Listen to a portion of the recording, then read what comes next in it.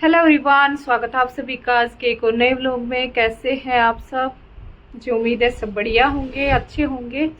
और हम लगे हुए हैं अभी अपने काम पर। ये वाली सलवार है जो ये स्टिच कर रही हूँ मैं, लाइनिंग वाली। और इसमें गुम सिलाई कैसे किस तरीके से लगानी है वो बताऊंगी आज आपको, ठीक है। तो ये इसकी कली पल्ले मैंने जोड़ लिए हैं, एक साइड वाले रहते हैं। तो फिर मैं सोच रही थी कि चलिए आपके साथ भी शेयर कर देती हूँ, ठीक है। और सीमा भी अभी तक लगी हुई है, अपना सूट स्टिच कर रही है। और आज बज चुके हैं 3 बजने वाले हैं ना सीमा? हाँ जी, 3 बजने वाले हैं और अभी तक लगे हैं हम। आज मैं नहाई भी नहीं।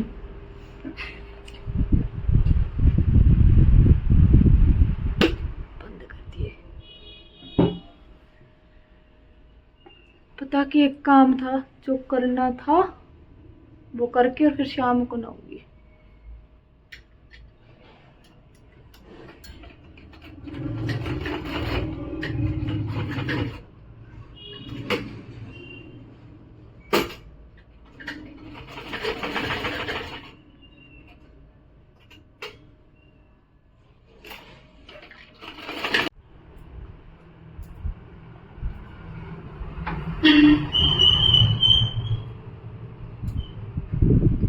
तो ये देखो गुम सिलाई किस तरीके से लगनी है।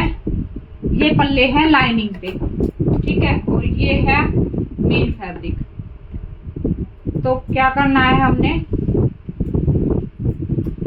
जो पार्ट होता है ना वो ले लिया है।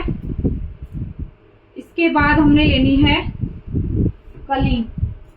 ये देखो ये बड़ी है।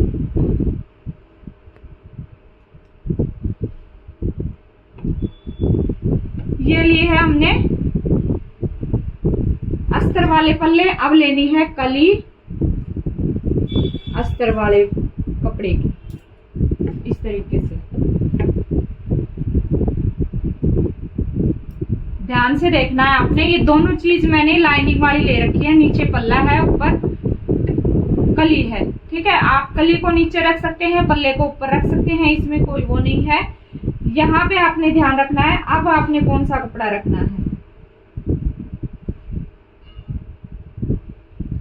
तो अब देखिए ये ऊपर कली है ना लाइनिंग वाली, तो इसके ऊपर हमने कपड़े की भी कली ही रखनी है, इस तरीके से। ये साइड सीधी रहेगी कपड़े की, उल्टी साइड रहेगी हमारी इस साइड, लाइनिंग वाली साइड उल्टी साइड। इसमें तो ज्यादा कुछ पता नहीं लग रहा है इस कपड़े में। इसके बाद फिर हमने रखना है पल्ले का फैब्रिक, जो मेन फैब्रिक है,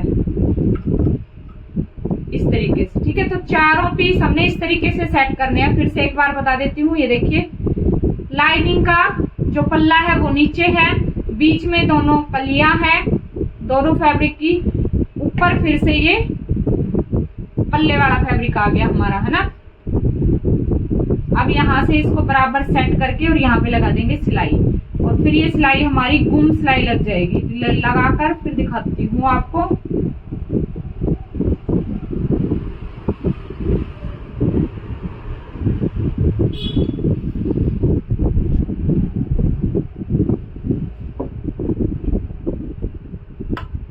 और जो ये सिलाई लगाएंगे ना, इसको हम बारीक रखेंगे बिल्कुल, ताकि हमारी जो ये सिलाई है टूटे ना।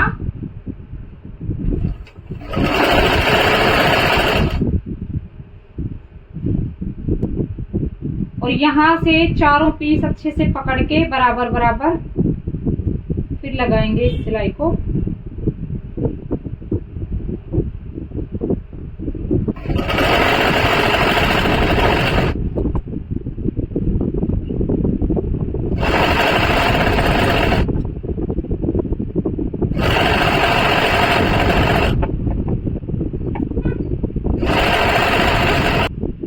अब देखिए यहाँ पे इस तरीके से सिलाई लगी है ना। अब ये कपड़ा हमारा इधर आ जाएगा, ये सिलाई गुम हो गई। और जो ये है लाइनिंग वाला ये इधर आ जाएगा, इस तरीके से। इस साइड भी गुम है, इस साइड भी गुम है, मार्जिन हमें किसी भी साइड नहीं नजर आएगा। ये देखो, ठीक है। अब एक साइड का हमने जो है सिलाई को लगा लिया है, दूसरे वाली साइड कैसे लगानी है वो आपने देखनी है। अब देखिए, जिस साइड ये लाइनिंग है ना, इस साइड ही हमने पल्ले तो हमने इसमें ज्वाइंट ही कर लिए हैं, ये दोनों पल्ले हमारे एक साथ आ गए हैं। अब ये देखो, है ना। तो अब हमने इसमें बस कलियां ज्वाइंट करनी है, तो कलियों को ज्वाइंट करेंगे तो अस्तर वाली साइड अस्तर वाली कली, और जो ये मेन फैब्रिक है इस साइड हमारा मेन फैब्रिक रहेगा।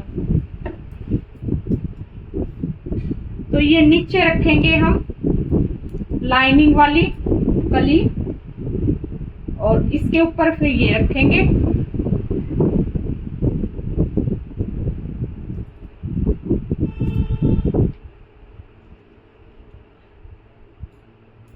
और अब ये रखेंगे मेन फैब्रिक की कली है ये वाली।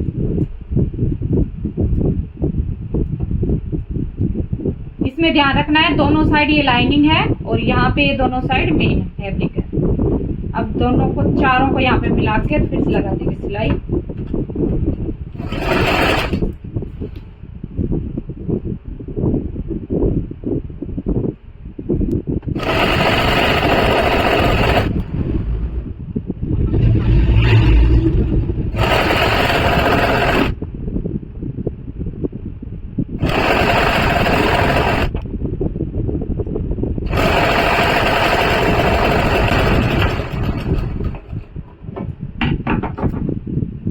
तो ये सिलाई भी हमारी लग गई है।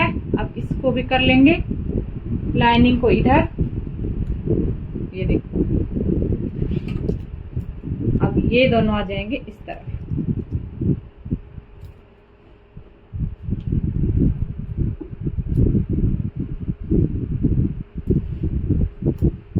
ये देखो दोनों साइड की, देखो इस तरीके से दोनों हमारी गुम लिख गई। ठीक है, थोड़ा सा आपने ध्यान से देखना है कौन सा कपड़ा कहाँ पे रखना है और बस सिलाई लगानी है। और एक बहन के कमेंट बहुत सारे आ रहे हैं मेरी वीडियो पे, हर एक वीडियो पे वो बहन कमेंट करती हैं। तो उन्होंने ना ऑल ओवर सूट की कटिंग के बारे में मुझसे पूछा कि कढ़ाई, गले पर कढ़ाई हो, बाजू पे कढ़ाई हो, है ना, और जो है पोंचे पर भी कढ़ाई हो, तो इस तरीके के सूट की कटिंग बताइए। तो बहन, मैं इस तरीके का सूट आज भी मैं चेक कर रही थी, तो उस तरीके का सूट नहीं है मेरे पास। या तो फिर मैचिंग में है, उस पे सलवार पे कढ़ाई है और शर्ट जो है अलग है, सलवार का कपड़ा अलग है, उसमें कढ़ाई है। शर्ट पे, बाजू पे और गले पे भी है, घेरे पे भी है, और सलवार का कपड़ा अलग से दे रखा है, तो उसमें पोंचे पे कढ़ाई है। ठीक है, तो इस तरीके के सूट है मेरे पास। तो अगर आप कहेंगे तो मैं उस सूट की कटिंग बता सकती हूँ, क्योंकि जिस तरीके का सूट आप बता रहे हो ना, उस तरीके का सूट है नहीं मेरे पास। मैंने चेक किया था आज, तो एक सूट है वैसे, इसमें देखती हूँ, अगर इसमें हुआ तो फिर बताऊंगी आपको जरूर।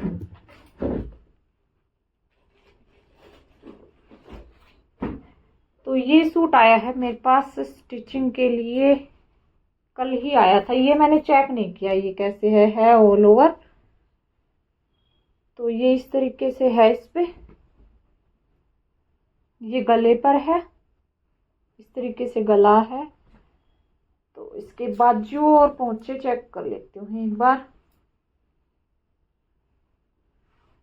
तो इस पे ना ये यहाँ पे दे रखा है बस वर्क, ये तो ये उन्होंने बोल रखा है कि आप बाजू पे लेके आना, ये वाला। इसको हम पोंचे पे भी ला सकते हैं, बाजू पे भी ला सकते हैं, ठीक है, लेकिन कस्टमर ने बोला है कि आप बाजू पे लेके आना। तो जैसा आप बता रहे हैं वैसा तो ये भी नहीं है, क्योंकि जैसे कढ़ाई होती है ना, जैसे आप बता रहे हो, उस सूट की कटिंग थोड़ी सी अलग होती है, इसकी थोड़ी सी अलग होगी। सूट की कटिंग वैसे ही सेम होगी, कुर्ती की कटिंग तो सेम ही होगी, है ना, क्योंकि कुर्ती के लिए तो जो वर्क दिया हुआ है ना, उसी को सेंटर में करके और फिर कुर्ती तो हम निकाल लेंगे दोनों पार्ट, और बाजू निकाल लेंगे। सलवार में थोड़ा बहुत चेंज होता है हर किसी सूट में, कि सलवार हमने कहाँ से किस तरीके से निकालनी है, ठीक है, सलवार में दिक्कत होती है। तो आप मुझे बताना कि भाई मैचिंग सूट में अगर सलवार पे कढ़ाई हो, बाजू पे हो, तो इस तरीके के सूट की कटिंग मैं बता दूं आपको। अगर आप मेरी वीडियो देख रही हैं तो मुझे बताना, तो फिर आपके लिए जरूर कटिंग की वीडियो डाल दूंगी मैं, ठीक है। और जो है कल की वीडियो गई है उस पे आपने कमेंट कर रखा है, मैंने आर्म होल की वीडियो डाली थी, आर्म होल के बारे में बताया था आपको कि कितना आर्म होल हमने रखना है गले के हिसाब से, है ना। तो उस पे कमेंट आया था आपका कि 2.5 इंच का ही हमने हर एक कुर्ती में 2.5 इंच का ही गला लेना है चौड़ाई में। तो सिस्टर ऐसा है कि मैं जो गले बनाती हूँ वो मैं ज़्यादातर 2.5 इंच के ही रखती हूँ।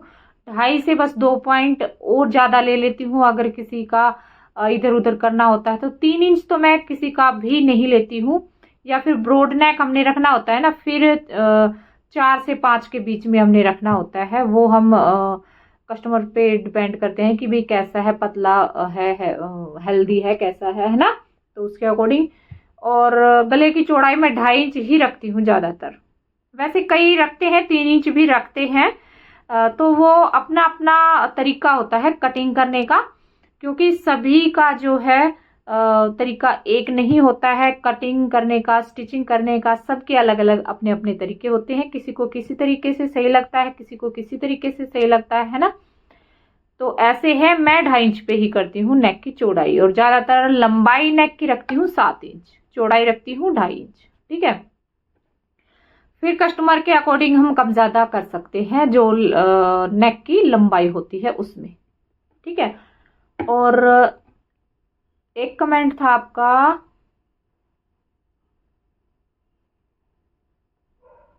अभी मुझे और कमेंट आपके याद नहीं आ रहे हैं, तो एक कमेंट मुझे याद आ रहा है, एक बहन का था कि मेरा हिप साइज है 36 इंच, ठीक है, तो उसमें हम सलवार की बेल्ट कितनी ले। 36 हिप साइज है मेरा, तो आप बताइए कि सलवार की बेल्ट कितनी रखूं। तो उसके लिए आपने क्या करना है बहन, देखिए जैसे कि ये सलवार मैंने बनाई हुई है ना, ये देखो, तो ये है। इस बेल्ट के बारे में आप पूछ रहे हैं कि इसकी जो ये चौड़ाई है ना, ये वाली चौड़ाई, ये कितनी रखें। ये हमने रखनी होती है हिप साइज के अकॉर्डिंग, मैंने बताया हुआ है। तो हिप साइज अगर आपका 36 इंच है तो आपने क्या करना है, डबल अगर आप इस तरीके से बेल्ट रख रहे हो तो आपने 3 इंच उसमें प्लस कर लेना है, 3 इंच जोड़ लेना है। और अगर आप कपड़ा सिंगल में रख रहे हो इस तरीके से, फिर आपने उसमें 6 इंच ऐड करना है, ठीक है। बिल्कुल सही आपकी बेल्ट आएगी।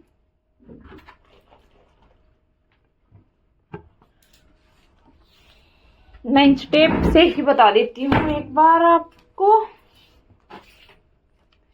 जैसे कि 36 बता रहे हो आप हिप्स का साइज, है ना, 36 है। अगर आप कपड़ा इस तरीके से पूरी लंबाई में इस तरीके से नाप रहे हो तो फिर आपने 6 इंच इसमें प्लस कर लेना है। 1 2 3 4 5 6, 42 इंच आ जाएगा, ठीक है। यहां तक इतना एक्स्ट्रा लेना है अपने 6 इंच। अगर आप कपड़ा आपके पास डबल में है, इस तरीके से डबल में है जैसे, और आपका हिप साइज है 36 इंच, फिर आपने इसमें 3 इंच प्लस करना है, 37 38 39, फिर आपने यहां तक रखना है डबल में, इतनी बेल्ट रखनी है, ठीक है। बिल्कुल परफेक्ट आपकी बेल्ट आएगी, ना खुली रहेगी और ना टाइट रहेगी, पहनने में बिल्कुल कंफर्टेबल रहेगी, ठीक है।